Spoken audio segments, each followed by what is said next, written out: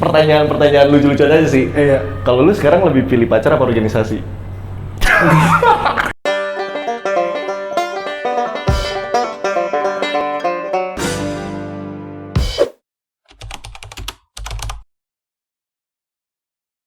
Assalamualaikum warahmatullahi wabarakatuh. Oke guys, kembali lagi di acara IBCast Berani Bersuara. Oke, pada kesempatan IBCast kali ini, episode terakhir, pembahasan kita nggak bakal bahas yang serius-serius guys ya. Betul, karena pembahasan yang kemarin-kemarin tuh 2 episode udah akademisi banget lah Bener kalau menurut gua gitu kan. Nah. Jadi sekarang kita bahas yang santai-santai aja. Bener yang banget lu, bener banget. asik lah gitu kan. Kita ngobrol-ngobrol santai aja sih. Benar-benar. Ini nggak boleh nyebat ya panitia. Oke, tak kenal maka tak sayang. Kenalin, nama gue Muhammad Davoka Maulana dari angkatan 2020 Perbankan Syariah UIN Jakarta, dan gue nggak sendirian, ditemenin sama temen gue. Gue Raffi Anggara Widiatama, teman-teman gue sih biasa manggil gue Piang.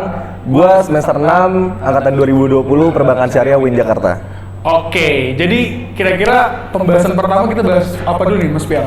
Jadi pembahasan mungkin gini ya, karena kita anak perbankan syariah, mungkin orang-orang luar nggak tahu nih perbankan syariah apa sih. Jadi kita mau jelasin tentang sudut pandang terkait perbankan syariah. Oke. Jadi apa sih itu perbankan syariah gitu kan? Nah sekarang gue mau nanya nih sama lu Kak, pandangan lu tentang perbankan syariah apa sih? Karena kan kita sama-sama jurusan perbankan syariah gitu. Siapa tahu pandangan kita berbeda karena udah semester 6 kan. Jadi menurut lu pandangan lu apa sih terkait perbankan syariah? Oke, kalau dari sudut pandang gue sendiri ya, tentang perbankan syariah itu sendiri ya nggak ada bedanya sih sebenarnya. Perbankan konvensional yang disyariahkan lah gitu ya. Waduh. Enggak, bercanda bank syariah. Bucut. Jadi untuk perbedaan bank syariah dan bank konvensional sebenarnya menurut gue agak lumayan banyak ya. Mulai dari akad-akadnya ya kan, Betul. mulai dari apa namanya sih prosedur-prosedurnya, dan itu emang bener-bener bank syariah itu sudah berusaha untuk sesyariah mungkin. Betul. Ya gak sih? Nah, Betul. kalau dari sudut pandang lu sendiri gimana nih Mas Biang? Jadi simple thing-nya kayak gini kalau menurut gue ya. Kalau misalkan kita ibaratin kayak makan, perbankan syariah ini ada sunah-sunahnya. Kalau misalkan gue kan orang Islam nih, lu Islam jadi Islam. Semoga. Jadi kalau misalkan orang Islam makan kan pertama ada prosedur kan, entah dia cuci tangan dulu biar bersih kan, terus pas lagi mau makan ngambil makannya ada sunahnya lagi, pakai 3 jari, pakai doanya. Nah kalau misalkan konvensional ya makannya tinggal makan aja gitu, tanpa ada prosedur-prosedur yang memang ya kayak gitu loh gitu. Oke, gini nih, tadi kan kita udah ngebahas tentang perbankan syariah ya. Sekarang gue mau nanya dong, alasan lu kenapa milih jurusan perbankan syariah UIN Jakarta? Kampus termantap ya. Bener banget. Jakarta tapi nggak di Jakarta gitu. Ciputat, Pak. Jadi gini, cerita sedikit kali ya. Oke. Jadi sebenarnya no reason gua masuk sini sih, kayak tiba-tiba aja gitu. Jadi gua kan lulusan 2019 sebenarnya. Tapi pada saat itu gua tes kedinasan gitu kan. Pas gua tes kedinasan tahun 2019, gua nggak masuk mana-mana nih. Maksudnya gagal gitu kan. Terus setahun gua nganggur nih, ngelontang-lantung. Ya pokoknya bener-bener nganggur lah. Gua iseng kan scroll IG, kok seru banget nih teman-teman gua pada kuliah gitu kan. Ya udah akhirnya di situ baru gua niatin gua pengen kuliah nih tahun depan, tapi gua tes kedinasan. Nah pas gua tes kedinasan yang kedua gagal lagi. Ente ya? Iya, nge-strike terus parah. Nah terus pas gua mau masuk kuliah, gua konsul lah ke keluarga kan. Iya. Gua masuk mana nih gitu kan. Dan vote terbanyak, ya pokoknya simpelnya kayak lu nggak boleh jauh-jauh lah, karena gue anak pertama katanya sih kayak gitu. Padahal alasan aja gitu kan, biar ongkosnya nggak banyak. Bisa aja. Terus karena emang rumah gue nggak jauh dari UIN Jakarta, jadi kayak ya udah UIN juga udah bagus kok gitu kan. Nah masalah jurusan, sebenarnya gue nggak pengen banget nih jurusan perbankan syariah, tapi ada om gue yang emang alumni perbankan syariah yang sekarang udah oke lah gitu kan, jenjang karirnya. Jadi kayak ya udahlah daripada gue ambil repot tuh, keluarga gue juga mostly pada guru kan. Ya udah gue ngikutin om gue aja lah biar beda dikit gitu kan. Kalau gue sih kayak gitu. Kalau dari lu sendiri gimana? Kenapa lu bisa ambil jurusan perbankan syariah terus di UIN Jakarta gitu? Oke, pertama-tama yang prinsip gue ya Mas Piang ya, daun yang jatuh dari pohonnya itu udah menjadi takdir Tuhan lah. Mantap. Udah tulis tuh ya di logo kampus. Bener banget. Dari sebagian besar teman-teman gue di SMA yang emang berambisi masuk kampus A, kampus B yang emang gede itulah, Nah cuma gue sendiri, gue tuh bener-bener kayak ya udah gue mau di kampus manapun gue percaya itu yang terbaik. Betul. Dan sebelumnya before ini gue juga udah masuk perbankan syariah UIN Malang Pak sebelumnya. Oh berarti lu dapat 2 tuh? Dapat 2. Jadi UIN Malang udah gue nggak ambil dan gue udah daftar swasta, gue udah panjer juga ya kan, duit tuh sayang-sayang. Akhirnya gue masuk dari SPMB. Ya kan? Jalur terakhir banget. Sama kita Pak. Sama. Jalur cadangan Pak. Ya udah. Akhirnya Pilihan terakhir ya. Bener, gue diterima dan alhamdulillah Pak. Ya udah, gue bersyukur aja dengan gue masuk perbankan syariah ini. Jalanin gitu Bener kan. banget. Ternyata Tiba-tiba semester mandet. 6. Terus ada fun fact juga sih. Lagi itu gue pas maba, gue tuh ada ambisi buat gue tahun depan kayaknya SBM lagi deh. Pindah jurusan atau pindah kampus nih? Pindah kampus. Akhirnya ya udah gitu loh. Maksudnya gue udah bersyukur gitu loh. Gue inget, oh iya gue kan di sini takdir Tuhan. Iya. Jadi udah ketulis ya. Bener banget. Oke, tadi kan kita ngejelasin tentang sudut pandang nih Kak. Nah, kata orang-orang ya, mungkin gue juga merasakan lah gitu sedikit. Apa sih yang ngebedain banget antara pertemanan pas di SMA lu sama di perkuliahan sekarang? Oke. Kalau dari gue pribadi ya, kan ada istilah yang bilang people come and go, dan itu gue rasain banget sih di kuliah. People come and go tuh apa tuh artinya tuh? People datang dan pergi. People datang dan pergi. Oh iya, orang datang dan pergi. Okay. Jadi kayak gimana ya? Kalau di SMA kan lu kayak disatuin sama teman satu kelas lu, dan emang itu mata pelajaran dari sama. Pagi sampai sore sama. Nah bedanya sama kuliah, itu lu matkul cuman ada satu matkul cuman sehari cuma satu matkul ataupun sehari cuma 2 matkul. Nah itu menurut gue yang bikin people come and go itu. Jadi kayak gimana ya? Lu kalau misalnya SMA itu kan temen emang atas dasar lu bareng gitu loh dari awal. Dan emang 3 tahun tuh bareng berturut-turut. Nah kalau misalnya di kuliah, lu nggak bisa kayak gitu Pak. Karena memang ya di kuliah tuh ya lulus duluan, bodo amatan, terus nggak ada rankingan segala macem. Jadi untuk circle pertemanan di kuliah menurut gua agak jauh beda sih sama di SMA. Nah kalau dari lu pribadi gimana ya? Tapi gua setuju nggak setuju sih sebenarnya, karena kan banyak kuliah yang emang udah dipaketin gitu ya, kayak kita sekarang 4 tahun nih kalau misalkan emang benar-benar nggak ada yang ngulang ya kita bakal sekelas terus kan gitu. Cuman emang versi pas kuliahnya itu emang beda karena orientasinya itu udah masa depan gitu kan. Makanya itu yang menurut gue bikin perbedaan antara pertemanan kuliah sama pertemanan SMA gitu. Jadi kalau misalkan dibilang SMA itu tiap hari ketemu, kuliah pun sebenarnya bisa tiap hari ketemu gitu kan. Apalagi ditambah kita nongkrong, hangout dan lain-lain gitu kan. Tapi yang bikin ngebedain itu menurut gue orientasi ke masa depannya. Karena kalau SMA masih ada nih jenjang kuliahnya kan, nggak langsung ke dunia pekerjaan semuanya. Tapi kalau misalkan kuliah, lu mau apa lagi gitu selain S2? Kalau enggak, ya lu harus nyari kerja. Itu sih menurut gue yang bikin beda antara transisi pertemanan SMA ke perkuliahan gitu. Jadi ya segimana mungkin pada saat kuliah kita ya jangan yang aneh-aneh banget lah gitu. Pertemanan kalau misalkan teman-temanan ya udah gitu. Enggak, tapi kalau misalnya di kuliah kayak misalnya nih, teman lu sedikit tapi teman lu terus gitu. Iya gak sih? Support, gitu, support banget. Iya, terus. Iya, jadi dikit nih, tapi terus gitu sampai sekarang. Betul. Emang harus kayak gitu sih, karena kan kalau di SMA kan masih kayak gurunya lu kerjain tugas gitu kan. sampai lu gak masuk pun diteleponin sekolah dua gitu. Cuman kan kalau kuliah kan ya mungkin ada beberapa dosen kayak gitu, cuman 1-2 aja dari 30 dosen gitu kan. Jarang banget. Makanya yang paling berguna itu ya sebenarnya teman buat remind lu kayak lu tugas lu kayak gini nih. Kita bentar lagi mau UTS, mau UAS gitu. Parah, berguna banget sih. Berguna banget. Support system tuh sebenarnya emang teman kalau kuliah ya. Bukan pacar ya. Tapi gua pacar sih. Tapi gua mau nanya nih. Kan lu kuliah berarti kan organisasi kan ya? Iya. Sekarang lu semester 6. Ini pertanyaan lucu-lucu aja sih. Iya. Kalau lu sekarang lebih pilih pacar apa organisasi? Oke, kalau jawaban gua pacar satu organisasi, Pak. Waduh. Jadi dua-duanya balance dong. Kita berpacaran tapi kita berorganisasi juga, Pak. Iya, betul. Mungkin gitu sih. Kalau lu gimana nih? Kan lu pacar lu otomatis LDR dong, jauh dong. Nah, kalau lu gimana nih? Gue pacar dulu dah. Nanti kalau di luar kan kita ya bisa lah. Oke. Terus setelah ini kita membahas apa lagi nih? Karena kalau pertemanan kayak udah biasa banget ya. Apa? Mungkin kita bahas ini kali ya. Perbandingan kuliah sama magang freelance sama dunia nyata lah. Iya betul. Karena yang tadi gue bilang kan orientasi anak kuliah tuh pasti ke dunia kerja gitu. Bener kan. banget. Aku mau nanya lagi nih. Oke. Tadi kan kita mau bahas dunia perkuliahan sama dunia nyata lah. Nah, di era saat ini di gempuran-gempuran FYP TikTok yang berkeliaran tentang magang tuh better dari organisasi lah, lebih baik dari organisasi ataupun lu ngapain di organisasi jualan risol segala macem. Ya gak sih? Betul. Ngabisin duit, nggak dapet duit, lu ngapain organisasi mendingan lu Wasting magang. time ya. Itu dia. Nah, menurut pandangan lu gimana nih dari sudut pandang lu? Oke, mungkin gini kali ya. Kuliah itu kan lumayan lama lah ya. Terhitung bentar lah kalau menurut gue lah, 4 tahun doang gitu kan. Nah, itu tuh ada momen-momen yang lu harus bisa manfaatin. Kalau gue pribadi gini. Gue semester 1, 2, 3, 4 itu masih oke lah, masih bisa ditoleran untuk full organisasi. Yes. Yang bener-bener kayak ya udah ini new experience gue dari masa SMA ke kuliah itu organisasinya emang bener-bener beda banget karena pembahasannya pun juga bakal beda banget gitu kan.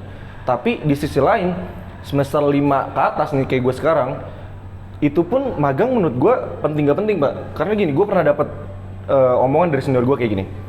Kalau misalkan lu magang, ternyata magang lu itu yang emang cuma ya udah gue pengen magang aja iseng gitu kan, ngisi waktu luang. Magang lu itu tentang marketing misalkan. Nanti pas lu lulus kuliah, yang ditanya ke kerjanya itu pengalaman lu kerja. Sedangkan pengalaman kerja lu itu pada saat magang, lu di marketing, otomatis nanti pada saat lu interview sama HRD-nya, pengalaman kerja lu apa nih misalkan gitu kan. Saya pernah jadi marketing perusahaan ini Pak gitu, selama berapa bulan. Oh berarti kamu cocok marketing, padahal lu nggak pengen nih setelah lulus kuliah tuh lu jadi orang marketing nggak pengen. Makanya menurut gua magang tuh penting nggak penting gitu. Kalau gua pribadi sekarang ya gua bakal nerusin organisasi gua karena gini simpelnya, gua kuliah 4 tahun. Kalau bener nih, ya mudah-mudahan gitu kan. Kalau bener gua kuliah 4 tahun, lulus dari 4 tahun ini, setelah itu gua bakalan kerja terus. Nggak ada lagi tuh gua ketemu organisasi. Kalau gua ketemu organisasi pun ya masa PP gitu kan. Ya kok lu ketawa sih? ya pokoknya masa organisasi apa gitu kan. Makanya yang gue manfaatin sekarang, mumpung gue masih kuliah nih, ya udah gue manfaatin aja loh organisasi gue untuk magang. Mungkin gue malah bangun bisnis kayak sekarang. Kayak gue punya bisnis sewa transportasi, villa puncak, terus konveksi gue juga ada. Jadi kayak ya udah gue manfaatin bisnis itu untuk pengganti magang karena bisnis itu butuh sampel kan. Jadi ya udah sampel gue sekarang gue bangun dari sekarang, gue build dari sekarang. Nanti pada saat gue lulus kuliah, gue punya banyak sampel tuh. Kalau lu gimana? Lu lebih prefer magang atau organisasi kalau sekarang? Kalau dari gue pribadi ya, terkait yang isu yang lagi rame organisasi apa magang, sebenarnya yang harus sama-sama kita catat ya, nggak ada yang instan Pak di dunia ini. Betul. Karena menurut gue dengan proses lu masuk magang itu ada yang namanya kan open recruitment. Betul. Otomatis kan lu nyantumin CV, pengalaman-pengalaman. Nah, lu mau ngisi apa kalau misalnya lu nggak ada pengalaman organisasi? Organisasi dimanapun ya, mau lu di rumah, mau di kuliah itu bebas. Jadi kalau misalnya ada yang masih ngeributin organisasi atau magang, sebenarnya nggak ada yang salah sih Pak, ada plus minusnya masing-masing. Bener. Yang salah tuh orang yang nyalahin organisasi jelek, magang juga jelek. Dan orang itu nggak ngapa-ngapain. Itu dia, bener kayak banget. Kalau kata peribahasa bagaikan tikus mati di lubung padi ya. Itu dia, ya. Jadi kita nggak usah nyalain lah, maksud gua. Betul. Hidup ini kan adalah sebuah pembelajaran ya. Tergantung pembelajaran itu kita mau ambil atau enggak. Betul. Pun juga di organisasi. Misalnya di organisasi lu ngapain nih? Kalau misalnya lu bisa ngambil pelajaran, lu bakalan dapetin benefit dari situ. Banyak banget. Kalau misalnya lu nggak ada apa yang pengen lu ambil ataupun lu cuma ikut-ikutan temen ataupun lu cuma ajang gengsi, ya udah lu cuma modal capek doang Pak. Capek ngabisin duit, wasting time udah. Itu dia bakalan capek sendiri ya elah. Makanya diubah lah kalau pikir aja guys. Udah jadi bangke akhirnya. Itu dia. Nah, bener tadi gue sepakat sama lu, ada proses-proses yang harus kita lewatin dulu lah sebelum kita ke proses magang.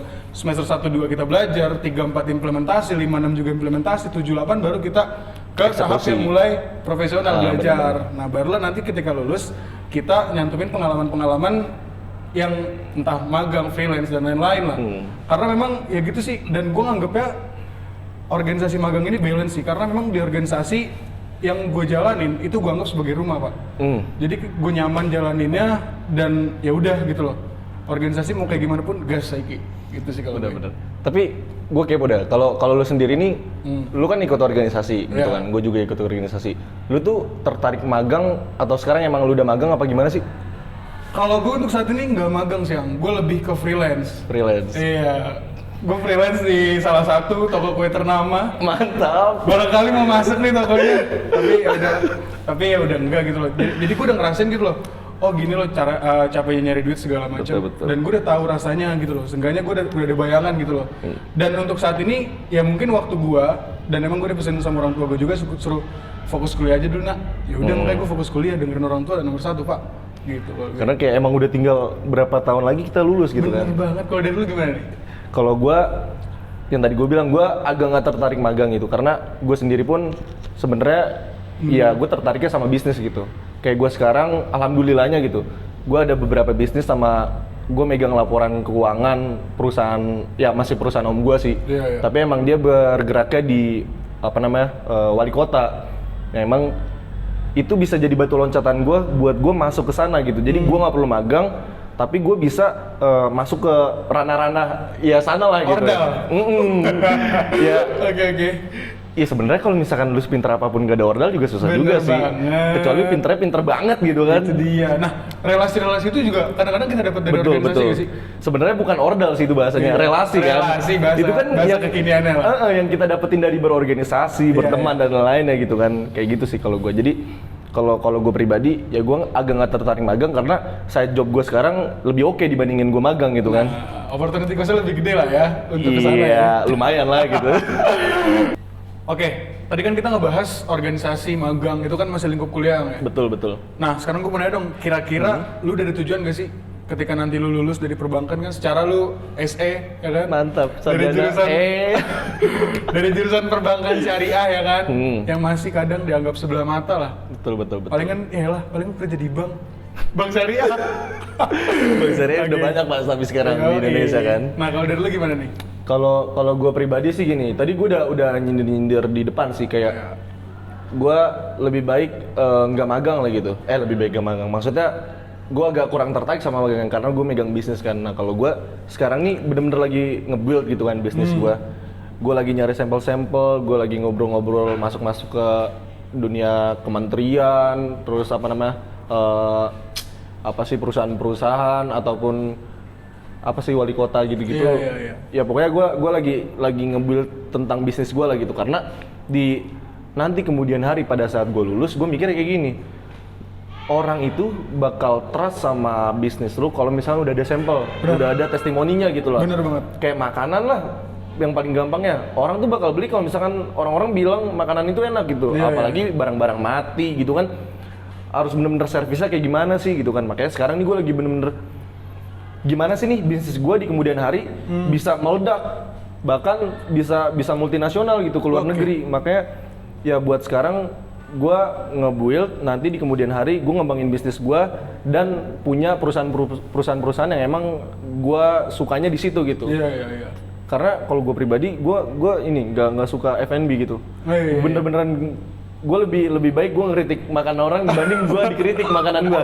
Makanya gue nggak mau tuh bisnis F&B. Gue bisnisnya lebih ke sewa mobil gitu kan. Okay. Terus properti rumah ataupun kitchen set ya pokoknya yang emang barang-barang mati lah. Yang emang itu nggak habis dimakan waktu gitu. Nah kalau lu sendiri, lu kedepannya tuh lulus kuliah mau ngapain sih? Oke, kalau dari gue sendiri sih Yang ya, pertama-tama gue selalu ditanemin sama bokap gue, hidup itu harus punya tujuan kan. Betul. Jadi untuk tujuan gue ke depan, untuk saat ini ya, jadi karena memang gue pengalamannya di bidang jadi host ya kan, host live TikTok yang Mantap. yang ngomongnya jangan lupa tap layar guys. Keranjang kuningnya guys. Itu dia. Jadi karena gue udah mulai terbiasa dengan hal itu, gue juga tadi sama kayak lo lah, gue lagi nge-build TikTok shop yang emang itu nanti bakalan gue kembangin untuk di live TikTok, gue jualan kemudian. Karena memang alhamdulillahnya banget, ternyata live itu nggak mudah pak. Betul. Kayak ada teknik-tekniknya dan Betul. gimana caranya lu mempertahankan viewers segala macam. Dan itu emang udah gue persiapin dari sekarang. Jadi gue udah mulai terbiasa dengan hal itu dan ditambah lagi dengan gue keluar dari Bittersweet karena memang gue fokus sama kuliah gue. Keluar dari mana tadi? Dari iya dari itu lah. Jadi gue alhamdulillahnya ada tawaran lagi nih Mantap. dari apa namanya sih? Dari brand makanan punyanya inilah. Trans. Mama Nagita tuh Mama Nagita. PNS, pegawai Nagita Slavina. Makanya harapan gue besar banget buat jadi PNS pegawai Nagita Slavina. Jadi karena kan gue ngeliat opportunity-nya ya.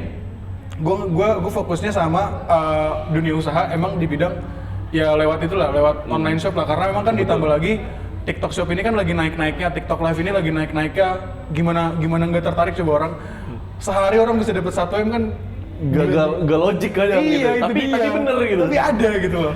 Jadi gue pengen fokusnya di bidang online shop sih. Pun sama sih, sebenarnya paling enak bisnis sekarang ya online shop gitu, tanpa Bener banget. modal, Iya. tapi bisa benefit, bisa dapat profit. Setuju gue. Sampai ada gini, gue lagi ngobrol sama senior gue, jadi Iya. senior gue ini punya perusahaan, tapi dia nggak punya kantor. Sekarang ada pak, kantor online. Nah. Lu bayangin, kantor aja sekarang udah ada online-nya. Semuanya udah online gitu, bener-bener 5.0 gitu kan. Itu bener banget emang. Jadi, ya online ini emang membantu kita semua lah gitu kan. Jadi kayak thanks to untuk orang-orang gadgeting yang emang itu ngerakit segimanapun itu HP kan biar jadi canggih banget. Plus minus gak sih? Coba dah, lu pikirin coba kalau misalnya plus buat diri lu sendiri, minusnya buat orang-orang di pasar pak. Coba lihat pasar sekarang. Pasar sepi pak. Jadi gimana caranya kita tentang ini sih adaptasi aja sih sama zaman sekarang. Iya sebenarnya kalau kita kan mahasiswa. Nah ini penting juga nih karena tahun depan kita KKN kan. Bener banget. Gini. KKN online. Nyapu jalan doang anjir. Aduh parah. Jadi sebenarnya pentingnya KKN ini nanti kita di kemudian hari ya. Iya. Gue sih pengen ngajarin gimana caranya desa itu bisa ngebangun bisnis online-nya, karena gue yakin kan orang-orang desa mostly gitu ya, orang-orang dagang gitu. Iya, Dan iya. ilmu dagang perdesaan itu beda sama teknik di perkuliahan gitu. Makanya sembari kita KKN sebenarnya sekalian sharing, sekalian kita ngasih, Pak, dibanding Bapak jual offline doang, lebih baik Bapak kembangin juga di online-nya, karena Iya. market online itu seluruh dunia. Bener banget. Bener-bener semua orang bisa ngejangkau dari manapun, kapanpun, dan dimanapun. Makanya nanti ya semoga kita KKN bisa satu kelompok kan. Jadi kita Amin. kembangin itu tuh Yoi. desa-desa yang emang dia orangnya dagang semua, kita dijadiin multinasional gitu kan. Itu bener banget. Lu bayangin bro, misalkan orang dagang sayur sawi misalkan tiba-tiba ke mana Belanda kan keren juga. Karena siapa? Karena mahasiswa perbankan syariah. Anjir. Enggak, emang online ini beneran kayak se-efektif itu loh. Jadi kayak Bener, misalnya bener. contoh gue misalnya nge-live lah. Gue nge-live tuh di range viewers di antara 1000-2000 atau 500 lah lagi sedikit. Jadi kalau misalnya kita ibaratin kita lagi offline, lu lagi jualan nih. Semuanya kayak konser. Itu 1000 orang nonton kita jualan, Pak. Iya, Jadi makanya emang online tuh parah sih. bener-bener gimana caranya nih kita harus ngembangin UKM sekitar kita lah gitu kan. Iya, Apalagi bener kita mahasiswa kan pengabdian pada masyarakat gitu. Iya, iya. Untuk udahlah kita beralih ke dunia online lah gitu. Karena yang tadi lu bilang kalau misalkan di offline itu 2000 orang, di online-nya kayak nggak kerasa aja 2000 orang Iya, kan. bener banget. Bener-bener rame banget gitu. Padahal mah ya elah orang natap layar doang, tiba-tiba anjir ada yang beli 1 M. Wah. Tapi ngomongin kerjaan ya, Iya. menurut lu nanti kerjaan nanti nih ngambil dari nilai kita sekarang atau dari skill kita nggak sih? Kalau menurut gue dari skill sih, Pak. Dari skill sih bener-bener Dari kayak skill. misalnya nilai-nilai yang lu maksud kayak IPK gitu kan. Betul. Karena kalau menurut gua skill itu yang lebih penting kalau zaman sekarang kan. Kayak ibarat kata nih, nilai yang lu punya itu cuma sebagai ini sih kalau menurut gua pribadi ya, sebagai formalitas. Iya, formalitas doang. Jadi selebihnya itu skill lu yang ngomong di situ. Betul. Jadi percuma lu punya nilai gede, tapi kalau misalnya skill lu nggak ada, kalau menurut gua percuma sih. Percuma aja. Kalau Ya dari sih. lu gimana nih? Kalau gue sih sebenarnya penting nggak penting sih. Iya. Kayak misalkan gini lah. Ada satu orang bego nih misalkan ya. Iya, iya. Kurang pintar. Ada Ah. satu orang yang kurang pintar. Ini bocah males, nggak punya skill, tapi nilainya juga anjlok gitu. Iya. Jadi nggak ada yang dibanggain. Seenggaknya kalau misalkan udah males, bego, kurang pintar, nilai lu ya nggak jelek-jelek banget gitu. Iya. Biar apa? Nanti pada saat ngelamar administrasinya itu terpenuhi gitu. Iya. Jadi nggak tiba-tiba mati sebelum perang lah ibaratnya Iya, gitu. iya. Tapi bener skill juga harus bener-bener punya gitu kan. Jadi sebenarnya balance aja sih, nilai lu oke, skill lu oke, ya kerjaan pasti oke juga lah gitu. Bener kan. banget sih. Oke, jadi kita udah ngomong panjang lebar nih Bener, tentang diri kita, perbankan syariah, pertemanan kita, kampus kita, oke banyak lah gitu. Nah, kan kita bentar lagi kalau nggak telat kita bakal mau lulus kan. Amin. Bakal Lulus tepat waktu lah ya. lulus di waktu yang tepat. Aduh, jangan ada lo ya dah. Ya, moga-moga aja kita kan lulus bareng gitu kan, Iya, 4 iya, tahun. iya. Kalau dari lu sendiri, harapan lu atau pesan-kesan lu untuk jurusan lu atau kampus lu atau teman-teman mahasiswa UIN Jakarta Perbankan Syariah itu apa sih? Kalau kesan gue pertama gue bersyukur banget masuk jurusan ini karena di jurusan ini gue nemuin orang-orang yang luar biasa lah, termasuk Betul. lu lah. Mantap. Ya gak sih? Termasuk semuanya gue ketemu sama orang-orang yang luar biasa. Mulai dari senior-seniornya, kakak tingkat ataupun adik tingkat yang emang benar-benar luar biasa, ngasih gue banyak banget pembelajaran. Dan emang itu sekali lagi gue bersyukur banget. Dan untuk pesan gue untuk mahasiswa perbankan ya, kurang-kurangin lah insecure, overthinking segala macam meskipun lo dari jurusan perbankan, toh nantinya nggak selamanya lu nanti kerja di bank kan, karena memang kan ada yang bilang bank itu dikuasai oleh kampus yang terkenal di Bogor. Institut Perbankan Bogor. Itu dia.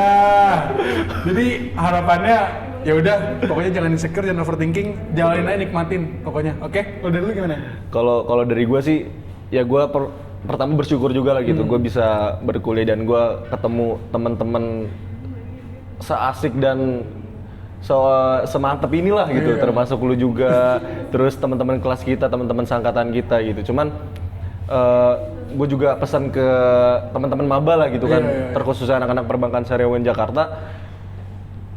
Ini tuh batu loncatan lu nih dari yang emang tadinya lu nggak tahu harus ngapain. Banyak yang bisa lu explore di kampus ini, banyak yang bisa lu explore dari jurusan ini. Karena statement yang katanya kalau misalkan lu perbankan syariah berarti lu lulusan perbankan syariah, enggak juga. Enggak. Karena gelar kita aja SE gitu kan, sarjana ekonomi. Ya emang lu ke akuntan bisa, lu ke audit bisa, lu ke manajemen bisnis bisa, konsultan bisa, ya banyak gitu sebenarnya. Cuman tinggal lu mau apa enggak gitu. Kalau misalkan lu nggak mau, ya udah tinggal lu diem aja di situ gitu. Nggak usah explore mana-mana. Tapi kalau memang misalkan lu bener-bener sungguh-sungguh gitu kan, banyak sebenarnya buat dunia kerja untuk lulusan sarjana ekonomi. Makanya ya pesan gue banyak-banyak explore lah di kampus ini. Karena gue yakin seluk-beluk kampus ini pun juga bakal cetak anak-anak keren lah gitu, anak-anak yang emang bisa jadi orang, termasuk mudah-mudahan kita juga bakal bisa jadi orang gitu kan. Amin. Kayak gitu sih. Nah, mungkin kayak gitu dulu aja kali ya. Iya. Kayak gitu aja gitu. Kalau dulu kan udah lama ya. Nah, mungkin ini sih karena waktunya juga udah 10 jam berapa nih? Padat 10 hari. Jadi mungkin ini sesi terakhir dari kita. Jangan lupa dengarkan podcast IBCast yang lain. Sampai jumpa di lain hari. Maafin gua dan Piang kalau misalnya ada salah kata, salah perbuatan. Karena Dan emang itu manusia lah. sama ini jangan lupa subscribe dan komen serta like IBCast Berani Bersuara di YouTube ataupun di platform lainnya. Oke, sekian dan terima kasih. Wassalamualaikum warahmatullahi wabarakatuh.